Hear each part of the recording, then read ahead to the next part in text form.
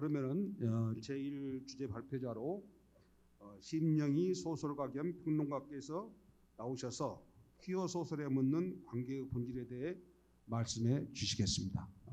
박수로 경청해 주시기 바랍니다. 예, 반갑습니다. 심영희라고 합니다. 그 뜻깊은 행사에 참여하게 돼서 기쁘고 또 고맙습니다. 제 글은 전반적으로 관계의 본질에 관한 그런 질문들로 채워져 있는 글입니다. 발표문을 제가 그 시간을 절약하기 위해서 요약을 해봤으니까 선생님들의 이제 나중에 차분하게 그 제 발표문을 읽으시면 될 거고, 지금 이제 요약해서 간략하게 말씀을 드리도록 하겠습니다.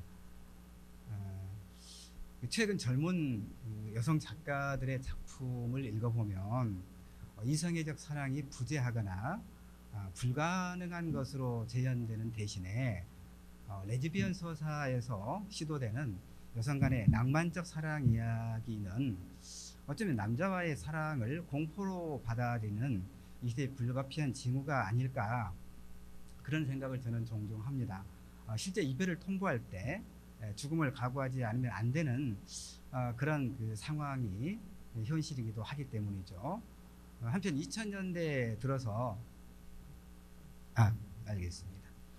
2000년대에 들어서 더 가시화하기 시작한 경제적 유익의 영향으로 가부장의 몰락과 가족 질서의 붕괴 현상은 남성 작가들의 서사에서 일반적인 현상이 되고 있거든요. 경제적 위기 의식과 불안정한 가족 질서 내에서 반복되는 아버지 폭력과 무기력한 이런 모습들이 남성 퀴어 서사에서 동일한 모습으로 반복 재현되고 있는 것을 알 수 있고요. 저는 이 글에서 여성 동성애자를 재현하고 있는 여성 작가들의 소설들과 남성 동성애자를 재현하고 있는 남성 작가들의 소설을 비교해서 분석하고 있는데요. 이 책자를 받아보니까 모두 이제 장이 4장으로 이루어져 있는데 그 장의 표기가 조금 어떻게 혼란스럽게 되어 있습니다. 숫자로 되어 있기도 하고, 4장은 로마자로 되어 있기도 하고 뭐 숫자 1로 하든가 로마자로 표기하고 그래야 되는데 이걸 좀 미쓰고요. 초고를 보낸 뒤에 제가 좀 더 검토를 하고 완성을 해서 이제 학술지에 게재가 최근에 되긴 했습니다. 그래서 조금 이제 그 게재된 논문은 조금 더 좀 보완이 됐을 텐데, 어쨌든 기본적인 내용은 이 발표문에도 담겨 있으니까 선생님들께서 나중에 읽어보시면 될 것 같고요.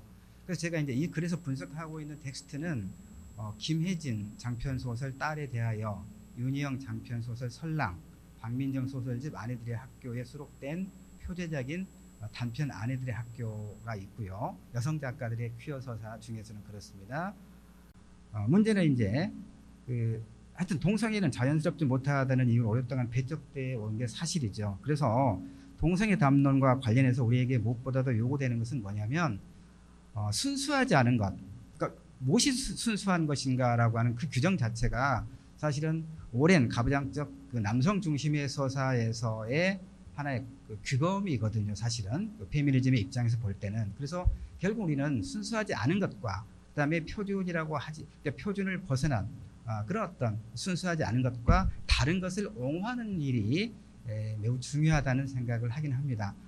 그래서 이 글은 결국은 이성의 중심의 규범적 성에 대한 저항과 해체를 도모하려는 이런 그 퀴어 문학이 하나의 그 시대적 그런 조류와 밀접하게 연결되어서 문학과 운동의 정치성을 잘 구현하고 있는가를 제기하고 있는 그런 글이고요. 남는 문제 하나는 문학은 이성의 작용인가 아니면 감성의 표출인가 하는 것이 제 스스로에게도 또 질문해보는 그런 과제입니다. 왜냐하면 퀴어에 대해서 이론적으로는, 즉 이성적으로는 존중해야 마땅한 하나의 운동으로 저 자신 규정하고 있으면서도 스스로 그러면 스스로 저 역시 또 충분하게 그것이 또 자연스러운 것인가 하는 그런 어떤 여지는 또 남아있는 게 분명하거든요. 다만 우리가 무엇인가를 안다는 것은 긍정적이고 진보적인 방향으로 조금씩 발걸음을 옮길 가능성은 있지 않은가 하는 그런 측면에서 이 글에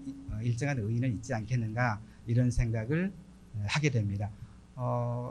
아주 간략하게 요약해서 말씀드렸고요. 우리 발표자 선생님께 5분밖에 시간을 주지 않으셨기 때문에 제 남은 시간을 좀 더 쓰셔서 풍부하게 질문하시고 또 답변하는 과정에서 나머지는 좀 풍부한 내용을 만들도록 그렇게 하겠습니다. 감사합니다. 그 말씀 중에서도 특히 그 요즘 세대에 그 이별을 통보해야 할 때 여성들은 죽음까지도 각오를 하고 이별을 통보한다라는 말이 이 가슴을 매우 울렸습니다. 이것에 대해서 우리 김세연 시인께서 토론을 넉넉히 해주셔도 되겠습니다. 시간이 있으니까. 예. 네, 오늘 토론을 맡은 김세연입니다. 저는 토론문을 읽으면서 진행하도록 하겠습니다.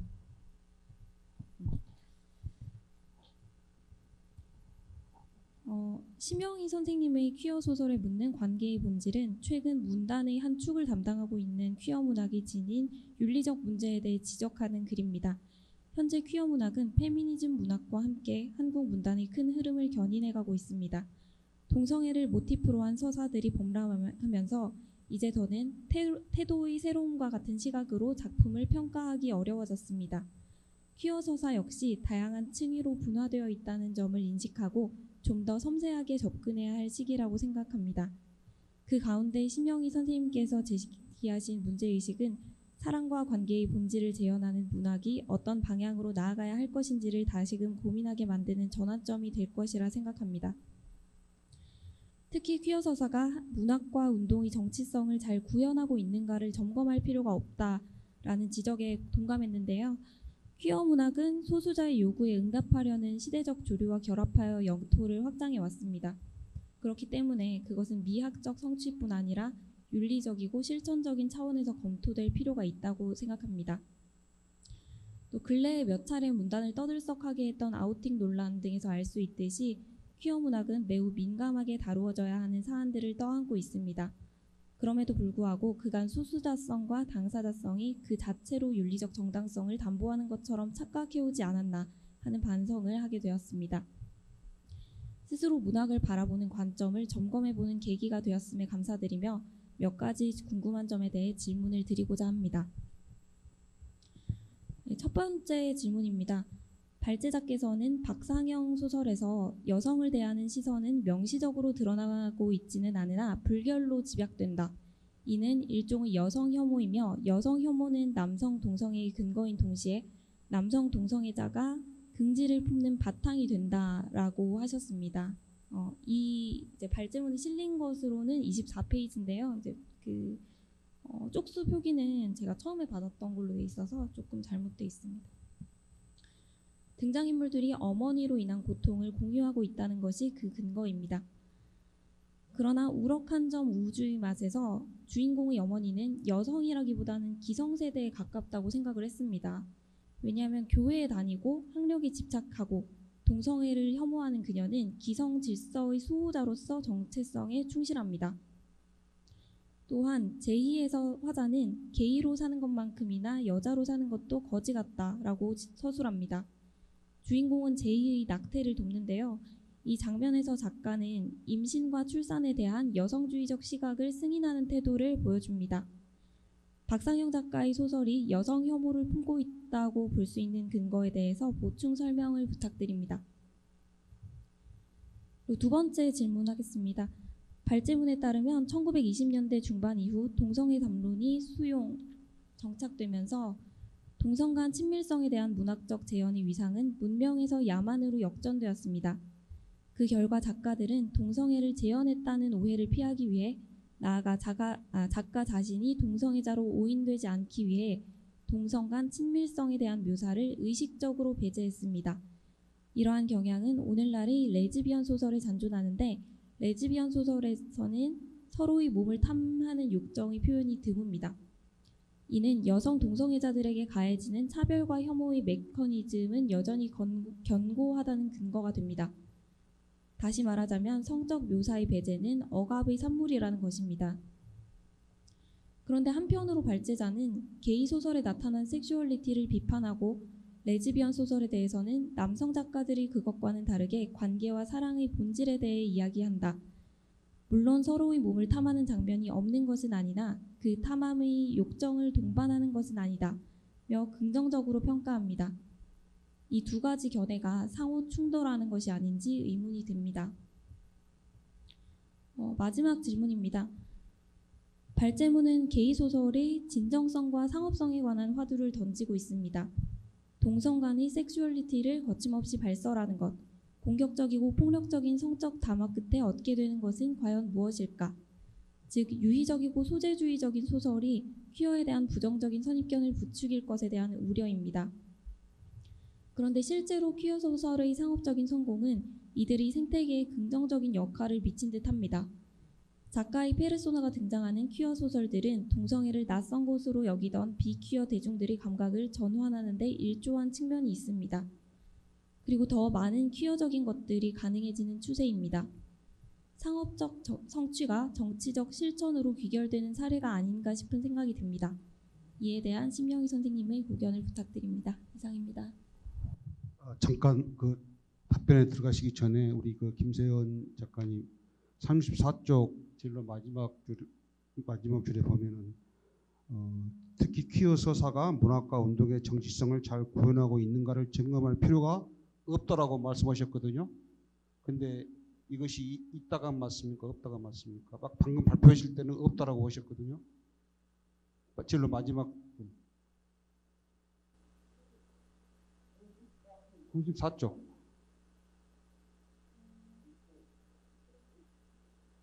그 굉장히 중요한 문제인 것 같아서 없다라고 지금 말씀하셨는데 여기는 지금 있다라고 돼 있고, 예, 없다라고 말씀.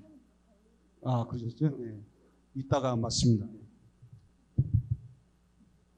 예, 예, 꼼꼼하게 읽어주셔서 김세연 선생님께 감사를 우선 드리고요. 세 가지 질문을 하셨는데 첫 번째 질문과 관련해서 이를테면 등장인물들이 어머니로 인한 고통을 공유하고 있다는 그런 근거를 통해서 여성 혐오가 남성 동성애 근거인 동시에 남성 동성애자가 긍지를 품는 바탕이 된다는 제 그 논의에 대해서 일정하게 이제 반론을 하고 계시는 측면이 있거든요. 그게 뭐냐면 그 우라간점 우주마대에서 주인공의 어머니는 여성이라기보다는 기성세대에 가깝다라고 이제 쭉 논의를 하고 계시는데 그 부분은 맞습니다. 여성이라기보다는 기성세대에 가까운 그런 그 의미가 있긴 한데 그 어머니로 인한 고통을 공유하고 있다는 그 제 글의 본래 의미는 뭐냐면 게이 소설에 나오는 그 남성 인물들이 나와 상대가 외롭다는 느낌의 공유와 둘 다 어머니가 암투병 중이거나 알코올성 치매 따위로 고통을 겪고 있다는 그런 상황적 요소만이 그 게이 서사의 남성 인물들의 관계에 개입하고 있는 일종의 친밀성의 요인일 뿐이다. 이런 의미가 하나 있고요. 그 다음에 이제 그 주인공이 그 제이라고 하는 이제 여성의 낙태를 돕는데 이 장면에서 작가는 임신과 출산에 대한 여성주의적 시각을 승인하는 태도를 보여주고 있다는 이제 토론자 선생님의 그런 논의는 제가 이제 그 부분을 조금 저는 좀 달리 보는 게 뭐냐면 이를테면 그 임신 중지 그 시술을 받는 여성의 복합적인 고뇌가 이 소설에서는 삭제되고 있거든요. 그리고 또 이를테면 임신 중절 수술을 가면서 여성이 그냥 뭐 여드름 짜러 가는 것이다 라거나 땅콩보다 더 작은 게 무슨 생명이야 라고 말하는 것들이 있거든요. 이걸 보면은 그런 말은 여성 인물이 하긴 하지만 결국은 이것은 이 발화 자체가 여성인 제이를 바라보는 남성 화자, 곧 작가의 시선으로 저는 보고 있었어요. 그래서 결국은 이 박상영 작가, 이 남성 그 게이 서사의 작가들이 결국은 명시적으로는 아니지만 불결로 집약되는 일련의 어떤 반응들을 통해서 여성에 대한 어떤 그 유괴 내지는 혐오를 갖고 있다라고 저는 이제 읽었거든요. 일단은 이제 그렇게 1번 질문과 관련해서는 말씀드릴 수 있겠고요. 그다음에 이제 두 번째 질문과 관련해서 말씀드리면, 이를테면 그 게이 소설은 그 이를테면 성적 어떤 욕망을 매우 거칠게 표면적으로 드러내는 측면이 있고, 반면에 레즈비언 소사, 여성 작가의 레즈비언 소사에서는 그런 것보다는 어떤 관계와 사랑의 본질에 대해서 이야기하고 있다라고 비교하면서 그 일정하게는 여성 레즈비언 소사를 좀 더 문학적 어떤 그 가치를 좀 더 부여하고 있지 않은가, 이런 그런 이제 질문이거든요, 결국은. 그러면서 이제 두 가지 견해가相互충돌하는 것이 아닌가 하는 질문에 대해서는 일정하게는 저도 그렇겠다라고 생각을 하긴 합니다. 다만 문제는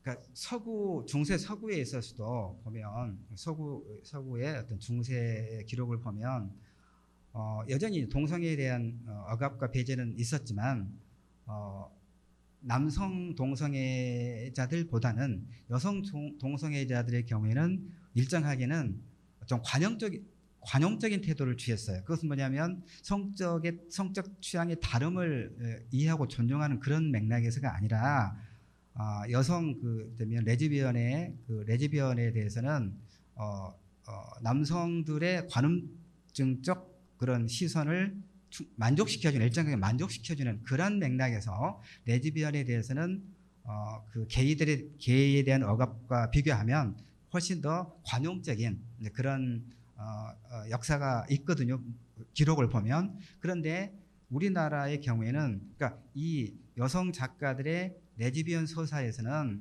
어떤 성적 욕망의 직접적인 어떤 그 표현을 억제하고 있거든요, 남성에 비해서. 그것은 어떤 맥락이냐고 생각을 해보면, 생각이라기보다는 여러 가지 이제 자료를 보고 공부를 하다 제가 얻은 결론은 뭐냐면, 결국은 여성들이, 그러니까 우리 사회가 여성에게 강요하는 이런 어떤 정절의 강요가 여전히 작동되고 있다고 하는 측면에서 여성들이 자신의 그런 레즈비언 서사를 통해서 성적 욕망의 추구라고 하는 것을 속어 내지는 자기 검열하고 있다라고 하는 생각이 들고요. 그에 반해서 남성 게이 소설들의 경우에는 지나칠 만큼 매우 거칠게 그런 어떤 성적 욕구, 오직 어떤 관계성의 문제는 배제하고 어떤 섹슈얼리티만을, 일회성의 관계에 치중하고 그런 거친 섹슈얼리티만을 추구하는 것이 매우 두드러진 그런 경향을 보이는 것으로 저는 어떤 그 여성 작가들의 퀴어 서사와 남성 작가들의 퀴어 서사에서는 드러나지 않게 그런 권력 관계가 내재되어 있다, 이렇게 이제 보고 있다고 했던 것을 말씀을 드리겠습니다. 세 번째 같은 경우도 조남주의 몇 년생 김지영이었던가요? 앞에가? 예. 그 조남주 소설이 100만 부 이상이 팔리고 그랬거든요. 그런데 이제 평단에서는 그 소설이 가지고 있는 어떤 문학적, 미학적 부족의 문제를 이제 많이 제기했지만, 어쨌든 많은 독자가 조남주 소설을 읽었다는 것은 결국 어떤 의미냐와 관련해서, 결국은 소설 속의 여성 인물의 삶이 독자인 나의 삶과 매우 닮은 그런 측면이 있다고 하는 데서 공감대를 잃었다는 것과 마찬가지로 이 퀴어 소사에서 일정한 어떤 취약점이 발견된다고 볼 수 있음에도 불구하고 상업적, 대중적 성공을 통해서 선생님께서 말씀하신 것처럼 일부러가 아니라 이런 그 상업적 성공을 바탕으로 퀴어라고 하는 퀴어에 대해서 일정하게 부정적으로 보고 있는 우리 사회에서 퀴어라고 하는 문학이든 정치성이든 간에 운동이든 간에 그런 것들을 좀 확산하는 그런 계기가 됐던 것은 분명하다고 보고요. 다만 이걸 이제 저는 엄격하게 보면 일종의 도덕적 역설이다, 이렇게 봅니다. 그러니까 이런 퀴어 서사가 더 많이 독자를 만남으로써 이제 예외적인 그런 현상이라기보다는 삶에 누구나 그러니까 역사도 마찬가지고 현실에서도 그런 퀴어적인 것들이 일반적일 수 있다고 하는 그런 감각들을 많은 대중 독자가 인지해 나가고 있다는 측면에서는 긍정적인 측면일 수 있지만 여전히 관계의 본질에 대해서는 외면하고 남성 게이 소설들의 경우에 이 어떤 그 섹슈얼리티만을 지나치게 추구한다고 하는 것이 과연 어떤 종류의 해방일 것인가라고 하는 그런 질문은 여전히 제가 가지고 있다. 이렇게 답변 드릴 수 있겠습니다. 네, 감사합니다.